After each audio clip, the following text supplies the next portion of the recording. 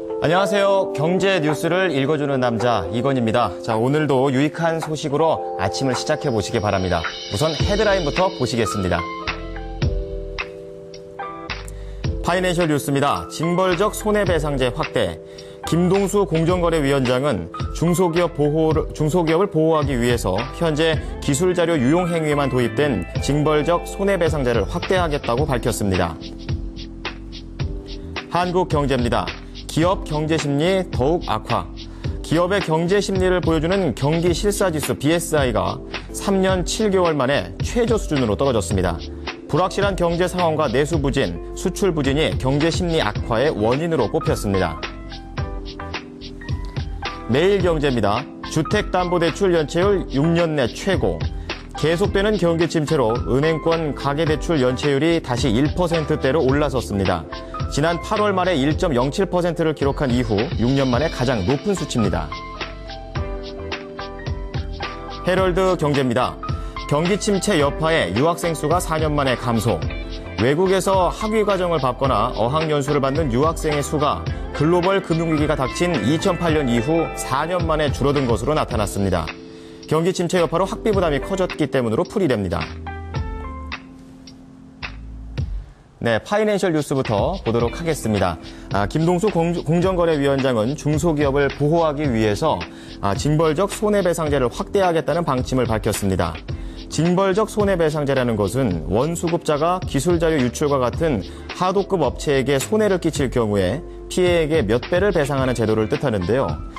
김 위원장은 여의도 중소기업 중앙회에서 열린 중소기업 공정경쟁 정책회의에서 현재 기술자료 유용 행위에만 도입된 징벌적 손해배상제를 중소기업에게 피해가 심각하고 치명적인 행위까지 확대할 수 있도록 적극 검토하겠다고 말했습니다. 한국경제 보시겠습니다.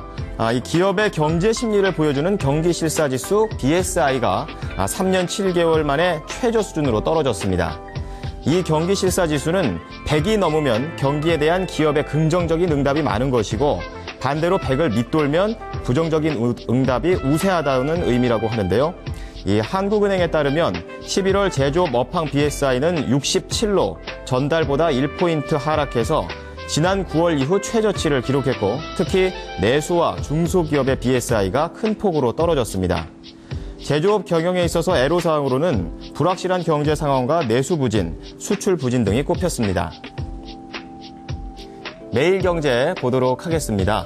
가계대출 연체율이 다시 1%대로 올라서면서 살림살이가 더욱 팍팍해지고 있습니다. 29일 금융권에 따르면 은행 가계대출 연체율이 지난 10월 말 현재 1.01%로 잠정 집계가 됐는데요. 이는 지난 9월 말보다 0.09%포인트 올라 1%대에 재진입을 했으며 지난 8월 말 1.01%, 2006년 10월 1.07%를 기록한 이후 6년 만에 가장 높은 수치를 기록했습니다. 또한 가계대출 중 60% 이상을 차지하고 있는 주택담보대출 연체율도 아파트 집단대출 관련 소송에서 대출자들이 패소를 하면서 일시적으로 연체가 늘어나 6년 만에 최고치를 기록했습니다. 자, 마지막으로 헤럴드 경제 보시도록 하겠습니다.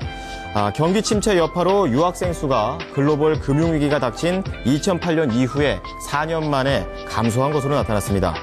한국은행과 교육과학기술부에 따르면 올해 4월 1일 기준으로 학위 공부를 하거나 어학연수를 받는 유학생은 23만 9,213명으로 작년보다 8.9% 줄어든 것으로 나타났습니다. 이렇게 유학생이 감소한 것은 2008년 이후 처음 있는 일이라고 하는데요. 이 유학이나 어학연수 중인 자녀에게 보내는 송금액도 지난해 같은 기간 35억 6천만 달러보다 5.8% 줄어들었다고 합니다. 자, 이러한 감소 현상은 지속적인 경기 침체 여파로 학비 부담이 커졌기 때문에 줄어든 것으로 풀이가 되고 있습니다. 자, 11월의 마지막 금요일입니다. 자, 이번 달도 얼마 남지 않았는데요. 잘 정리하시고 12월 달 다시 보도록 하겠습니다. 경제 뉴스를 읽어주는 남자였습니다.